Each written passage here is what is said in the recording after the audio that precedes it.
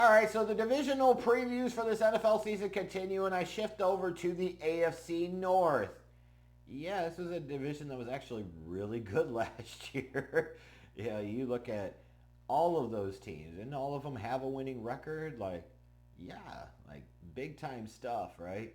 I don't expect that to happen again this year. That feels a little unrealistic to expect, but it's still probably a pretty good division. Bar one team, I think, and that's the Pittsburgh Steelers. Let's, I know you can say, well, they won 10 games last year, made the playoffs with some mix of Kenny Pickett and Mason Rudolph as quarterback, but they're getting by an old Steelers football, the defense and blah, blah, blah. And the reality is you get into 2024 now, Kenny Pickett gone. That was fast. When your quarterback room is a mid-30s Russell Wilson and Justin Fields, you're in a bad spot in a bad way. And when you have to go through part of your offseason trying to decide between whether a Russell Wilson or a Justin Fields is your starter, that tells you a lot. That means you don't have a starter. Neither one of them is your guy. And you're going to be going into next offseason looking for another guy. I mean, that's likely what you're talking about here, right? And then on that offense, you trade away Deontay Johnson. You do sign Patrick Queen on that defense. So you're hoping you get an impact player on the interior of that linebacking core to go along with T.J. Watt on the edge. But when I go back to the offense, even beyond the quarterback situation, I think the offense looks suspect. Now you're looking at George Pickens being wide receiver one. Is he really a wide receiver one? He might be, but that would be a projection and a leap for him in production in year 3. That offensive line I still think has some questions.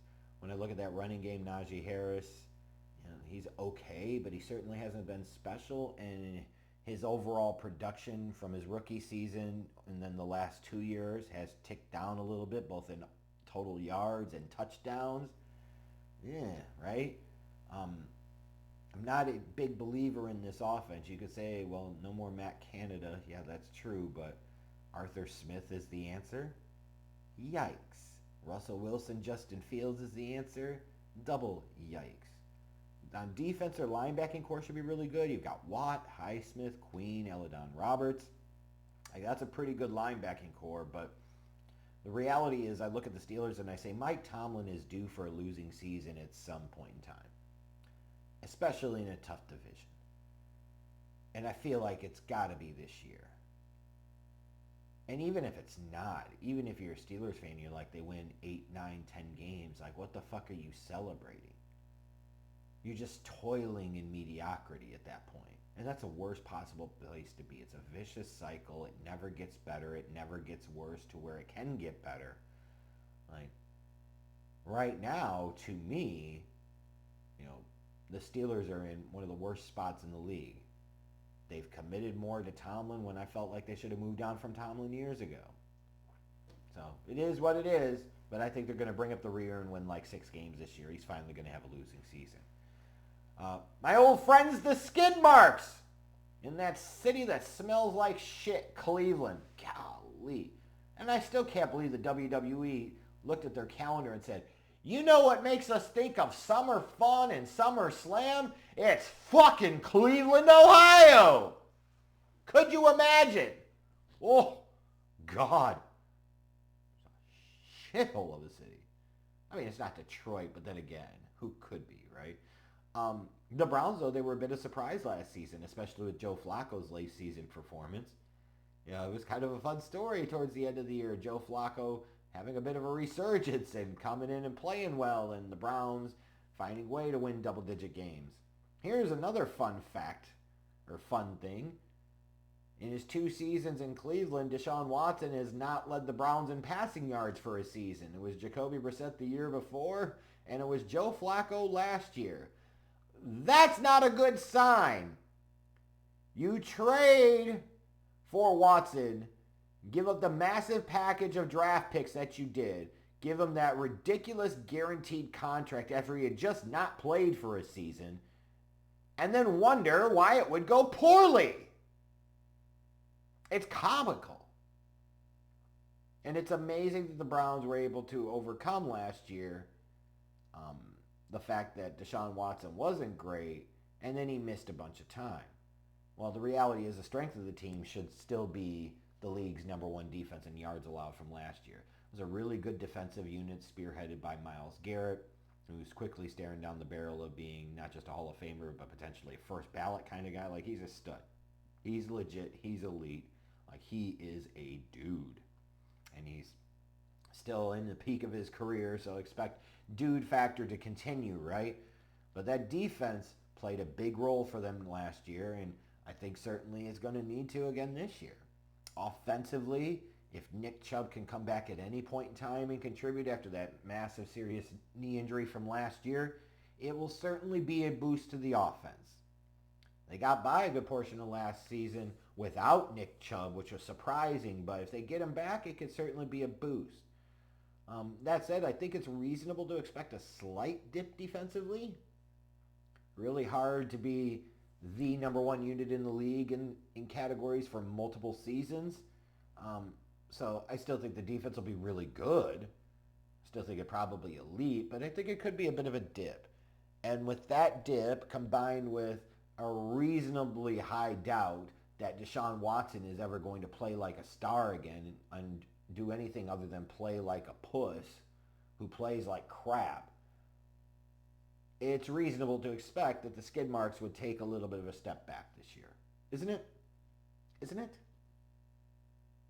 Like, do you really have faith in Deshaun Watson, or do you want it to play out like it did last year, and instead of Deshaun Watson, going out and being replaced by Joe Flacco, it's Deshaun Watson being replaced by Jameis Winston, and then he's eating W's. Sorry, Jameis Winston. Oh, my God. Still to this day, I can't believe the Browns made that fucking deal for Deshaun Watson. And now all the dead cap money in the future. Just unbelievably stupid. Jesus Christ. I think the chickens come home to roost a little bit on that deal this year, and they go like 8-9. Shifting gears, the Cincinnati Bengals last year, they were a disappointment for sure. 9-8, but no playoffs, Joe Burrow injury, yada, yada, yada. It was kind of impressive they were still able to have a winning record. But Joe Burrow is back. He's healthy, and he's raring to go this year. Jamar Chase, T. Higgins are both there as well. So you've got the top two cogs in the passing game are going to be there with Joe Burrow. Joe Mixon is not, though. And for a team that didn't run the ball incredibly proficiently, and they were one of the worst teams in the league from a rushing yards per game standpoint, now that Mixon's gone, it's fair to question how much they might struggle in the running game and how much they might lose some balance on that offense and how much that might hurt this team overall and put more pressure on Joe Burrow and Jamar Chase and T. Higgins, put more pressure on the defense. Losing for a team that didn't have much offensive balance, it stands to reason they could have even less. Their defense was pretty bad last year. Doesn't seem to be that much better. Could be wrong, but I don't see a ton of improvement there. Now, you did add like a Geno Stone. You're trying to make up for the loss of Jesse Bates in free agency the year before. So there could be some improvement there. But let's be clear, for the Bengals, it's mostly going to be about how far can their offense take them. Can Burrow stay healthy? How proficient can he be? Can he play at an elite level again? I think the answer is probably yes. But, that defense and that lack of defense at times is still going to hurt them. So I think the Bengals are going to be like a 10-win team. And I think the team that is the tops in this division, it's the Baltimore Ravens. They won this division last year. And, if they weren't the number one enemy of the refs in the AFC Championship game, they might have went to the Super Bowl. Who knows? Who knows? But the Ravens are back, baby.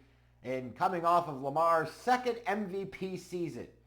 And it's crazy to think about. Lamar has been a primary starter in Baltimore for 5 seasons. 2018, he had a bit of a stretch there towards the end of the year where he took over, right? But from 2019, MVP season, and then you got now 2023 MVP season. He's a 2-time MVP. 2-time AP MVP. That's crazy to think about. And yet he's a 2-time MVP, and there are serious questions at times about his proficiency in the passing game and whether he is that type of quarterback that could show up in the big spot and win the big one. And performance in the AFC Championship games and in the playoffs the past couple of years certainly hasn't helped that. One thing the Ravens tried to do in the offseason to kind of help and maybe take a little bit of the burden and pressure off of Lamar Jackson, especially as a runner, is the signing of Derrick Henry. It's going to be really odd to see Derrick Henry in a Ravens uniform, but you get the intent behind this move. The intent is to sit there and bring more balance to this offense. Have a guy that could be a 1,000-yard rusher that takes some of that burden off Lamar, and in the playoffs, in big spots, a guy that could be physical and pound and ground opposing defenses into submission. With that said, they did lose some notable names in the offseason. Patrick Queen is gone, Geno Stone, OBJ, Gus Edwards. The Gus Edwards, you say, well, you replaced him with Derrick Henry, so that's kind of a split the difference kind of deal. This feels like it's a team that's poised to be relevant, poised to contend. So I don't want to say I just kind of concede the playoffs to them, but hey, if Lamar stays healthy, this team's probably going to the playoffs, right? But the real question is how much does Lamar Jackson progress or not as a passer? Can he win with his arm, in particular in big spots in the biggest moments? That is a fair question.